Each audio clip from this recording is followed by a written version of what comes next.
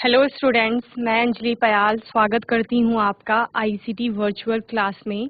कैसे हैं आप सब लोग? उम्मीद करती हूँ आप सब लोग अच्छे होंगे और अपनी लाइफ में बहुत बेहतर कुछ कर रहे होंगे। आज हम बात कर रहे हैं क्लास 12th की केमिस्ट्री की, जिसमें हमारा 7th चैप्टर चल रहा है, जो कि इनऑर्गेनिक केमिस्ट्री का आपका 2nd चैप्टर है। पी ब्लॉक एलिमेंट्स यानी पी ब्लॉक के तत्वों की बात हम यहाँ पर कर रहे हैं, जिसमें कि हमने देखा था पी ब्लॉक के जो आपके तत्व होते हैं वो वर्ग 13 से लेकर के वर्ग 18 तक पाए जाते हैं। ठीक है, वर्ग 18 जिसको कि हमने अक्रिय गैसें, निष्क्रिय गैसें या नोबल गैसेस के रूप में पढ़ा। ओके और वहीं पर हमने कहा कि ग्रुप 13 और ग्रुप 14 जो है, यानी कि वर्ग 13 और वर्ग 14 के जो तत्व है उनको आप प्रीवियस क्लास में यानी कि 11th क्लास में पढ़ चुके हैं। तो इस क्लास में हम ग्रुप 15 से स्टार्ट करेंगे। ग्रुप 15 जो कि नाइट्रोजन फैमिली कही जाती है, उस ग्रुप के तत्वों के बारे में हम यहाँ पर स्टडी कर रहे हैं, जिसमें कि हमने लास्ट सेशन में कुछ उनकी प्रॉपर्टीज को पढ़ा, जहां पर हमने उनके स्ट्रक्चर की बात की, जिससे कि हमने उनका जो रेडियस होता है, एटॉमिक रेडियाई की बात की, साथ ही डेंसिटी यानी घनत्व की बात की और उनके मेल्टिंग पॉइंट यानी कि गलनांक की बात की है। आज कुछ और प्रॉपर्टीज को इस सेशन में पढ़ेंगे। आइए चलते हैं स्मार्ट बोर्ड की ओर। तो बच्चों 7th चैप्टर चल रहा है हमारा द पी ब्लॉक एलिमेंट्स, यानी पी ब्लॉक के तत्वों की बात कर रहे हैं। पी ब्लॉक के तत्व इन्हें क्यों कहा जा रहा है? क्योंकि इनकी जो आउटर मोस्ट शेल है, ठीक है, उस आउटर मोस्ट शेल का जो अनपेयर्ड लास्ट इलेक्ट्रॉन है जो बॉन्डिंग में पार्टिसिपेट करेगा, वो कौन सी ऑर्बिट में जा रहा है? पी ऑर्बिट में जा रहा है।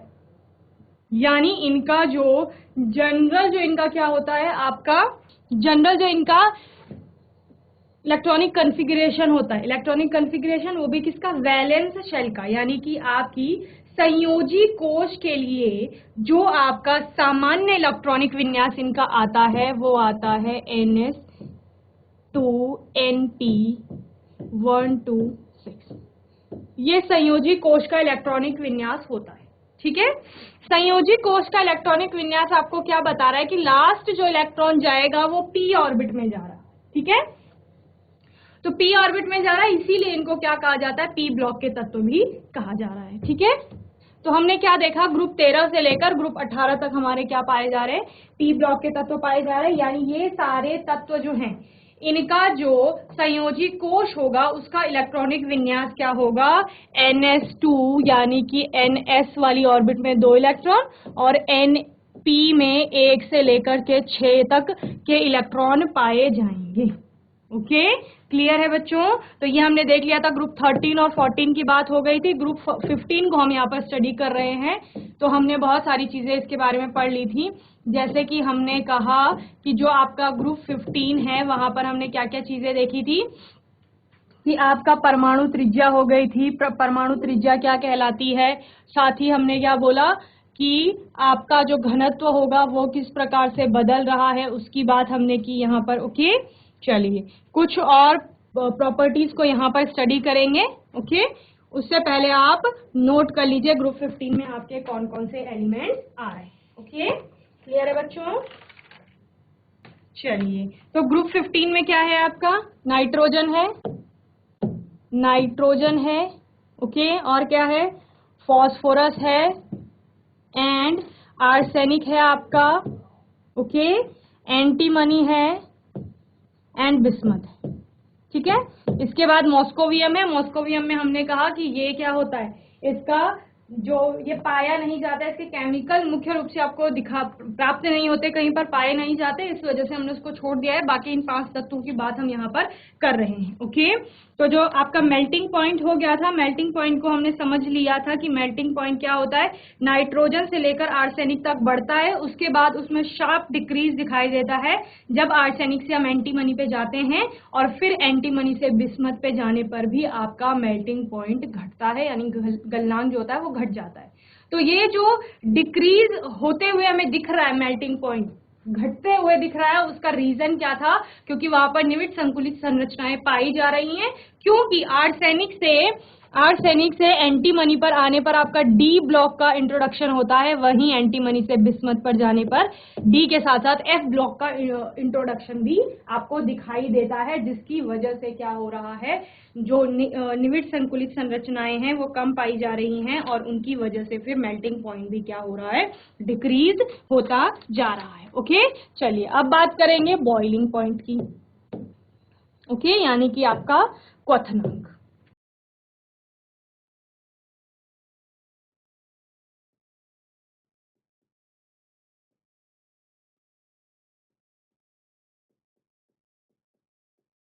तो जो क्वथनांक बॉइलिंग पॉइंट होता है आपका, वो किस बात पर निर्भर करता है? इससे पहले आप क्या पढ़ चुके हैं? इससे पहले आप हेलो एल्केन्स के बारे में पढ़ चुके हैं, हेलो एरीन्स के बारे में पढ़ चुके हैं, एल्कोहल फिनॉल ईथर के बारे में पढ़ चुके हैं। तो आपने वहां पर क्या देखा था कि जो उनका बॉइलिंग पॉइंट होता है ना, वो उनके अंदर पाए जाने वाले जो वॉन्डर वॉल फोर्सेस होते हैं, फोर्स ऑफ अट्रैक्शन होते हैं, उन पर निर्भर करता है। ठीक है, तो क्वथनांक किस पर निर्भर कर रहा है? वॉन्डर वॉल फोर्सेस पर।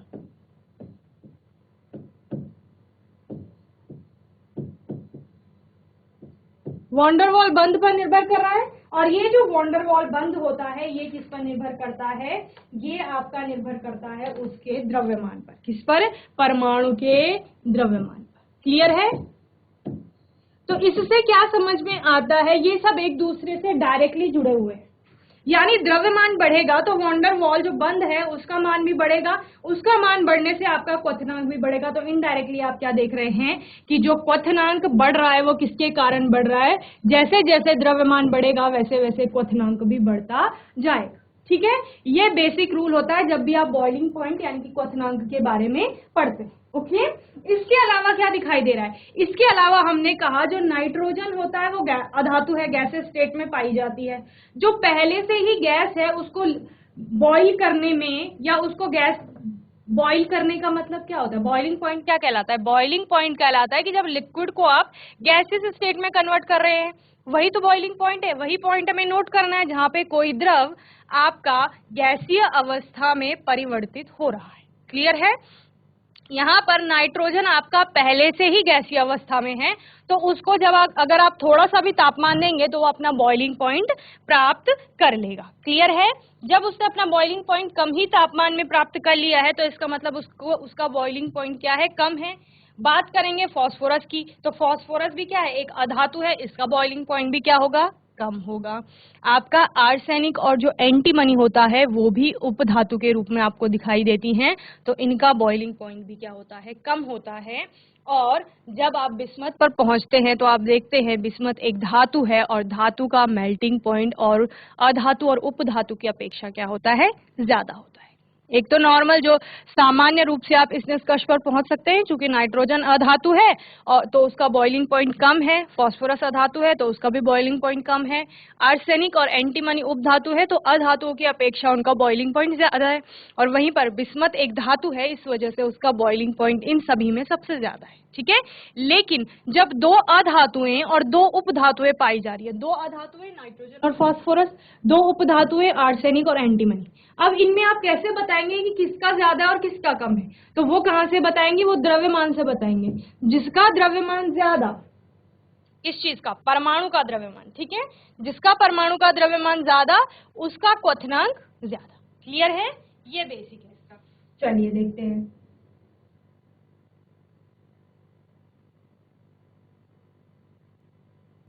परमाणु द्रव्यमान की बात करते हैं। पहले परमाणु द्रव्यमान देख लीजिए। परमाणु का द्रव्यमान क्या होता है?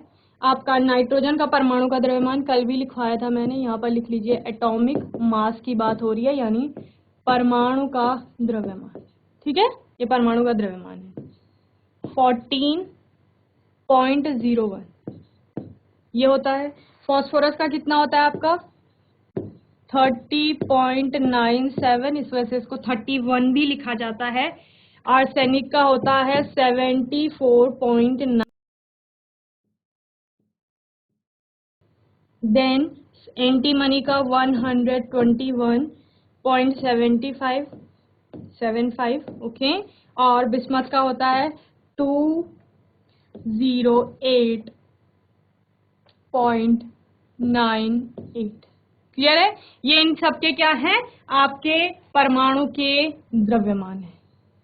ओके, अब बात करेंगे किसकी? बॉइलिंग पॉइंट की बात करेंगे।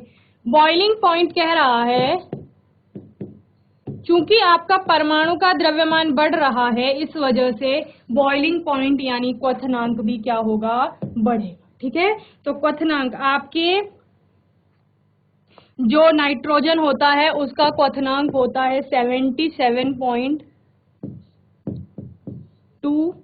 ओके, फास्फोरस का होता है 554, आर्सेनिक का 888, 1860 एंटीमनी का होता है और 1837 बिस्मथ का होता है।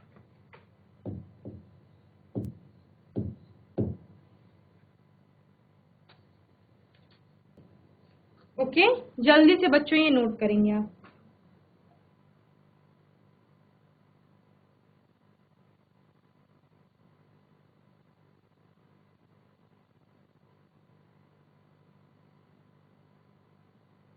अब देखिए हमने क्या कहा, जैसे जैसा आपका क्या हो रहा है, द्रव्यमान बढ़ रहा है, वैसे वैसे बॉइलिंग पॉइंट भी क्या करेगा? बढ़ेगा। ओके, लेकिन बिस्मथ और आप एंटीमनी के बीच में क्या देखते हैं कि एंटीमनी का जो बॉइलिंग पॉइंट है वो ज्यादा है और बिस्मथ का क्या है? कम है। ठीक है, तो ये किसकी वजह से हो रहा है? चूंकि यहाँ पर जो एस और जो ऑर्बिटल्स हैं, ठीक है, ऑर्बिटल के बीच में इंटरेक्शन कम हो रहा है। कम होने का वजह क्या है? क्योंकि वहां पर एक एफ ऑर्बिटल भी इंट्रोड्यूस हो जाती है बीच में। ठीक है ना? हमने क्या देखा था? बिस्मथ के जो इलेक्ट्रॉनिक कॉन्फ़िगरेशन था उसमें हमने कहा कि जो 6s2 और 6p3 लास्ट की ऑर्बिटल यही थी, 6s2 और 6p3, उससे पहले क्या क्या आ जाता है? उससे पहले 5d 4d और 4f भी इंट्रोड्यूस हो जाते हैं। ठीक है, तो 4f के कारण, चूंकि यहाँ पर f ऑर्बिटल भी आ गई है, तो उसके कारण आपका क्या होता है? वीक पड़ जाते हैं इंटरेक्शन और कम टेम्परेचर पे भी आपका बिस्मथ बॉइल करने लगता है। क्लियर है? तो एक्सेप्शन आपको सभी जगह मिलते हैं। मेन पॉइंट यही है कि क्वथनांक क्या होता है आपका, कि धातु का अधिक होता है, अधातु का कम होता है। क्वथनांक द्रव्यमान पर निर्भर करता है और द्रव्यमान आपका क्या कर रहा है? द्रव्यमान पर वॉन्डर वॉल जो बंद है उसके कारण जैसे जैसे द्रव्यमान बढ़ेगा, van der Waals force of attraction की वैल्यू क्या करेगी? बढ़ेगी। तो क्वथनांक यानी बॉइलिंग पॉइंट भी आपका बढ़ता जाए। ओके, चलिए।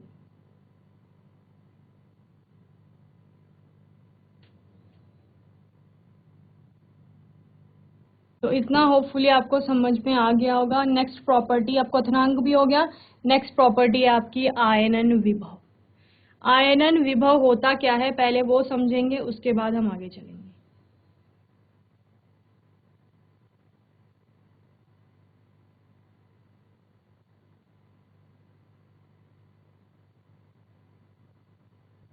आयनन विभव क्या होता है? देखो नाइट्रोजन है हमारे पास, ठीक है। नाइट्रोजन में कितने इलेक्ट्रॉन है आपके?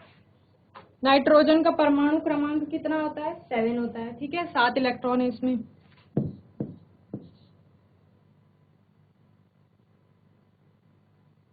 7 इलेक्ट्रॉन है। ठीक है, जब आप इसका स्ट्रक्चर बनाते हैं तो कैसे बनता है एटॉमिक स्ट्रक्चर आपका?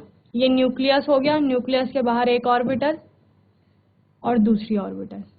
ठीक है, पहली ऑर्बिटल में आपके 2 इलेक्ट्रॉन, दूसरी ऑर्बिटल में आपके कितने?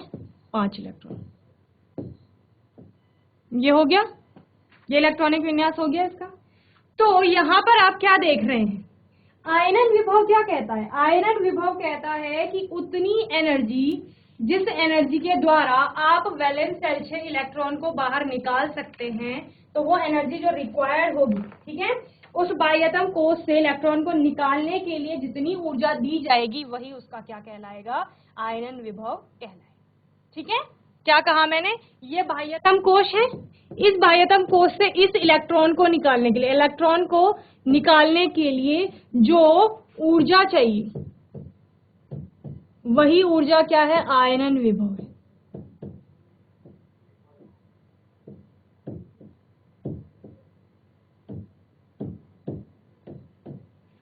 ओके, तो लिखिए आयनन विभव के बारे में लिख लीजिए पहले।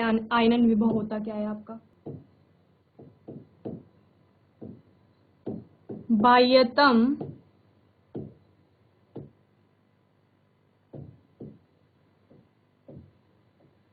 कोश से इलेक्ट्रॉन को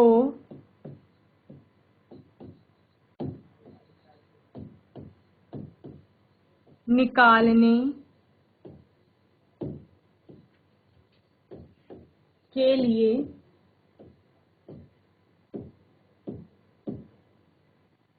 दी जाने वाली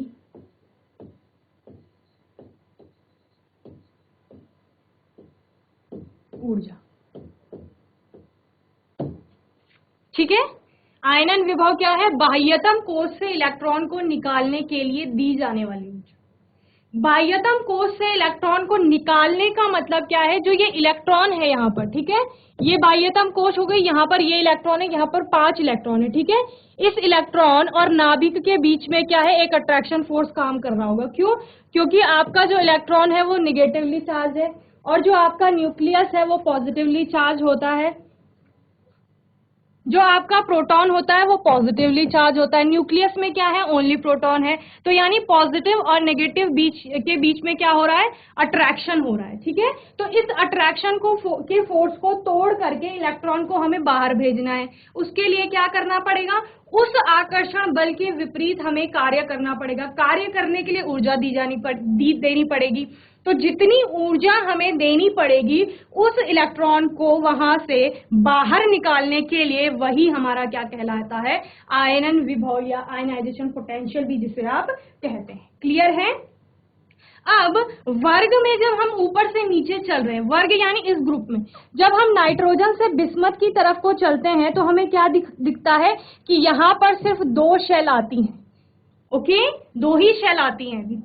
टी में आपकी 3 शेल आ जाती हैं, आर्सेनिक के पास 4 शेल आ जाती हैं, एंटीमनी पर पहुंचने पर 5 शेल आ जाती हैं और बिस्मथ तक आते आते 6 शेल आ जाती हैं। हमने पहले भी पढ़ा है, जब हम बेसिक्स पढ़ रहे हैं इनऑर्गेनिक का अपनी 11th क्लास में, तो हमने पढ़ा है कि जैसे जैसे परमाणु का आकार बढ़ता है वैसे वैसे उसका जो बाह्यतम कोश होगा उसके इलेक्ट्रॉन का न्यूक्लियस से दूरी बढ़ती जाएगी। ऑब्वियसली बढ़ती जाएगी। यहाँ पे 2 ही ऑर्बिटल थी तो परमाणु का आकार इतना ही था, यहाँ पे 3 हो गई तो और बड़ा हो गया परमाणु का आकार, यहाँ पे 4 थी तो परमाणु का आकार और बढ़ता जाएगा। ठीक है, तो जैसे जैसे परमाणु का साइज बढ़ता जाएगा वैसे वैसे, अगर हम इस बिस्मथ की बात करें तो इसके लिए क्या होगा? ये न्यूक्लियस हो गया, पहली ऑर्बिट, दूसरी ऑर्बिट, तीसरी ऑर्बिट, शेल यानी, ठीक है, चौथी शेल, 5वीं शेल और ये छठी शेल। तो बाह्यतम शेल कौन सी है? ये वाली है, इसमें इलेक्ट्रॉन पाया जा रहा है। इस इलेक्ट्रॉन को बाहर निकालने के लिए हमें क्या देनी है? ऊर्जा देनी है। ये इलेक्ट्रॉन क्या है? आपके नाभिक से, इसी परमाणु के नाभिक से क्या हुआ? जुड़ा हुआ है। ठीक है, किसके? अट्रैक्शन फोर्स के द्वारा। लेकिन जैसे जैसे इलेक्ट्रॉन दूर जाएगा, यानी बाह्यतम जो शेल है उसका आकार बढ़ता जाएगा, वैसे वैसे उस आकर्षण बल की जो मात्रा होगी या जो शक्ति होगी, पावर, वो कम होती जाएगी। मतलब कि जो नाइट्रोजन के बीच में ये फोर्स काम कर रहा है, नाइट्रोजन के इलेक्ट्रॉन और प्रोटॉन के बीच में, वो ज्यादा होगा एज कंपेयर टू बिस्मथ। ठीक है, यानी बिस्मथ का जो बाह्यतम कोश का इलेक्ट्रॉन है वो लूजली बॉन्डेड होगा विद न्यूक्लियस, नाभिक के साथ, जबकि अगर उसकी तुलना नाइट्रोजन से की जाए तो नाइट्रोजन का जो बाह्यतम कोश यानी कि आउटर मोस्ट शेल का इलेक्ट्रॉन होगा वो टाइटली बॉन्डेड होगा as compared to phosphorus, arsenic, antimony and bismuth. Clear है? यानी जैसे जैसे परमाणु का आकार बढ़ता जा रहा है, आपकी बाह्यतम शेल दूर जा रही है नाभिक से, जैसे जैसे वो दूर जा रही है वैसे वैसे जो बाह्यतम कोश का इलेक्ट्रॉन है और नाभिक है, उन दोनों के बीच की डिस्टेंस बढ़ने के साथ साथ न्यूक्लियस का जो प्रभाव है उस इलेक्ट्रॉन पर वो भी कम होता जा रहा है, जिसको आप क्या कहते हैं? प्रभावी नाभिकीय आवेश भी कहते हैं। ठीक है, प्रभावी नाभिकीय आवेश।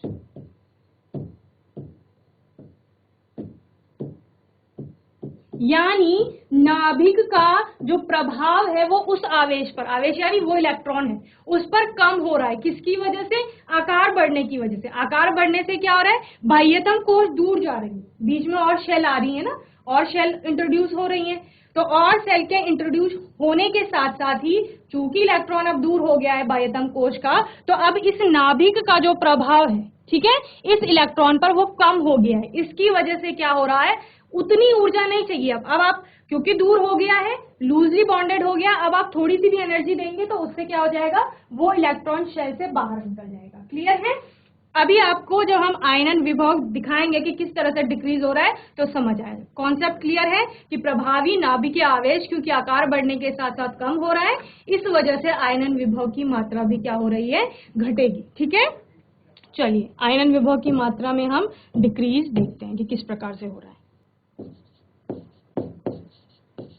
आयनन विभव,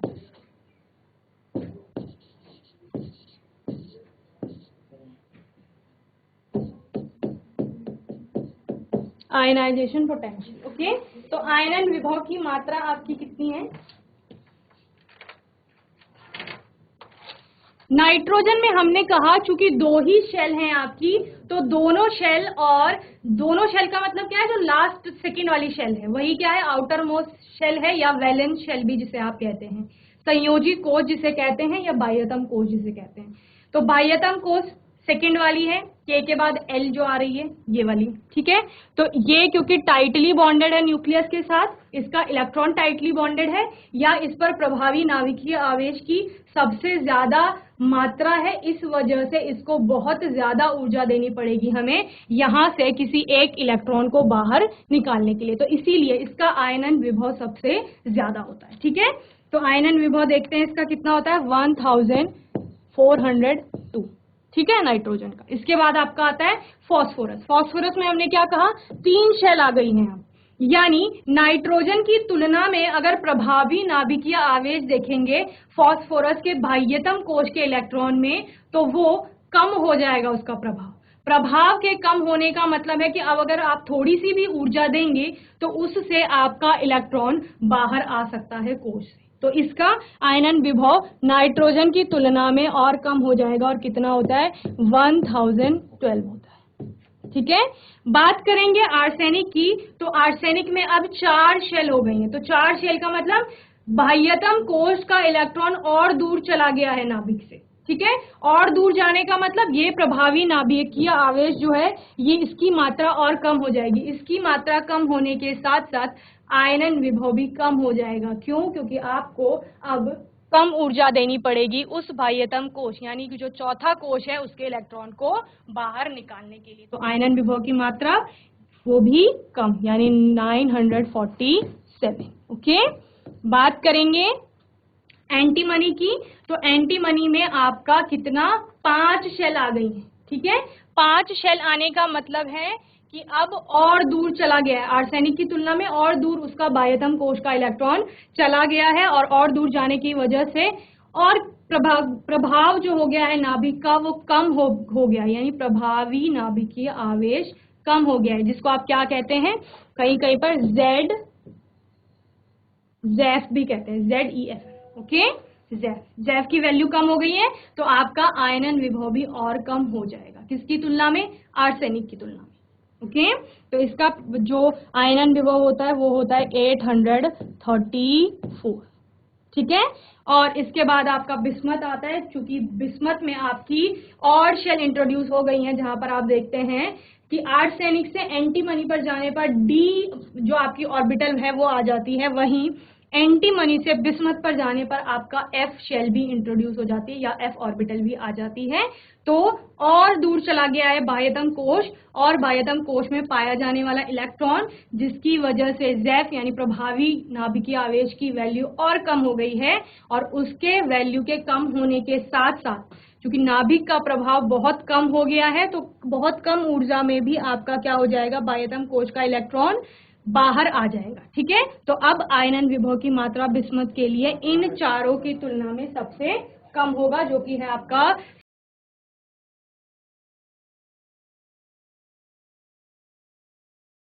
15 ग्रुप में या ग्रुप 15 में ऊपर से नीचे जाते हैं तो ऊपर से नीचे जाने पर आपके आयनन विभव में कमी आती हुई दिखती है या आयनन विभव का मान घटता जाता है। ओके, और इसका कारण हमने आपको बता दिया है, चूंकि जो आपका परमाणु है उसका आकार बढ़ रहा है और बाह्यतम कोश जो है वो दूर जा रही है नाभिक से, तो नाभिक का प्रभाव कम होता जा रहा है उस बाह्यतम कोश के इलेक्ट्रॉन पर, यानी कि प्रभावी नाभिकीय आवेश क्या हो रहा है, कम हो रहा है। और प्रभावी नाभिकीय आवेश के कम होने के की वजह से बाह्यतम कोश को अगर कम ऊर्जा भी देंगे तो वहां से इलेक्ट्रॉन बाहर आ जाएगा। इसी वजह से क्या हो रहा है, आयनन विभव आपका घटता जा रहा है जैसे जैसे परमाणु का आकार बढ़ रहा है। ओके, तो जल्दी से नोट करेंगे इसे। ओके,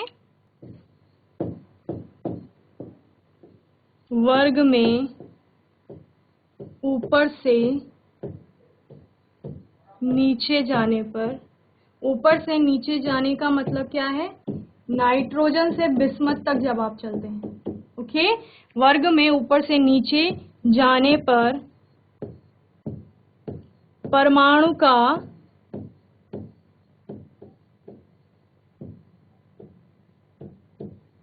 आकार बढ़ता है।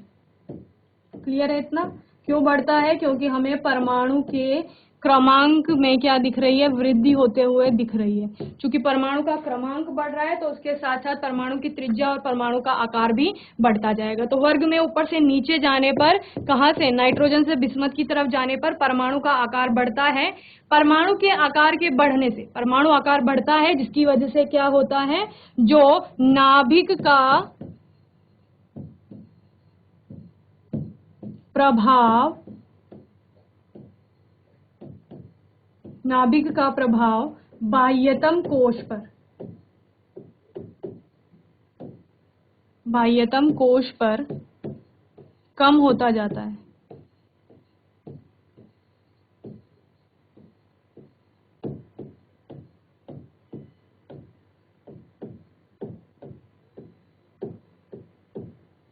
अर्थात प्रभावी नाभिकीय आवेश कम होता है।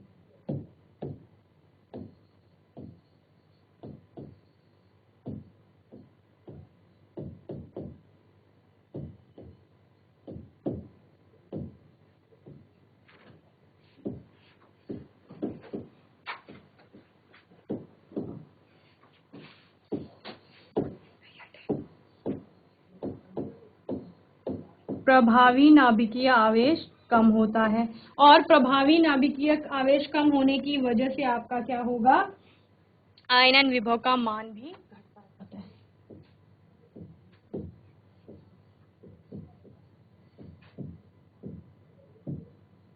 अतः इस वजह से या इस कारणवश आयनन विभव का मान भी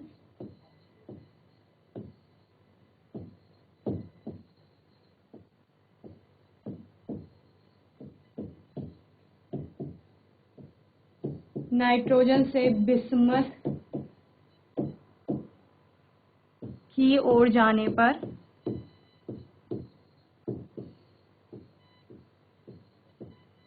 घटता है।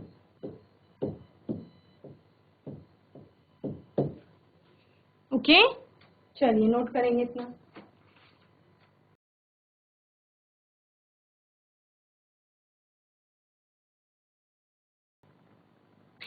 तो बच्चों, होपफुली आज का सेशन आपको अच्छे से समझ में आया होगा। आज के सेशन में हमने कुछ और प्रॉपर्टीज पढ़ी ग्रुप 15 के एलिमेंट्स की, जिसमें हमने क्या देखा, उनका क्वथनांक यानी कि बॉइलिंग पॉइंट किस प्रकार से वर्ग में ऊपर से नीचे चलने पर क्या हो रहा है, बढ़ रहा है, और फिर आपने लास्ट के 2 तत्वों के बीच में देखा कि किस तरह से घट रहा है। ठीक है, और फिर हमने आगे आयनन विभव को समझा कि आयनन विभव होता क्या है और क्यों वो घट रहा है धीरे धीरे, जब आप क्या देख रहे हैं, वर्ग में ऊपर से नीचे हम चल रहे हैं।